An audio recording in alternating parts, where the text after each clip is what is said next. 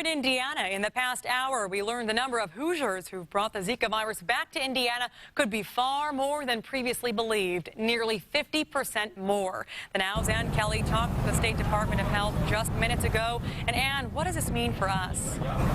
Candace, live just outside the State Department of Health here downtown, where we uncovered those new numbers that while it was previously believed there were 15 cases of Zika being brought back to Indiana from abroad, there have actually been 23 cases. The State Department of Health saying the CDC was reporting the incorrect number because of some data issues, but adding that these new cases, they didn't necessarily happen in the last month. They could have occurred as far back as last year. So then is there a new risk to you?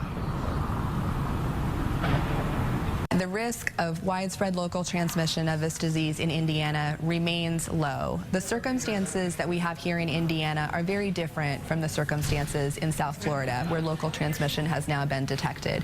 We don't have the Aedes aegypti mosquito present in our state. We have a much more temperate climate, so we don't have year-round mosquito activity.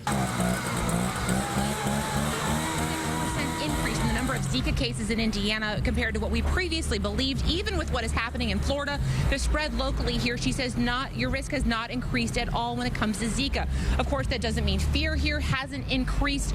It's why local companies like Mosquito Shield have seen a huge boost in the number of people wanting to have their yards sprayed. We'll have more on that coming up on the news at 5. But for now, reporting live outside the Indiana State Department of Health downtown for the Now Indy, Ann Kelly, RTV6.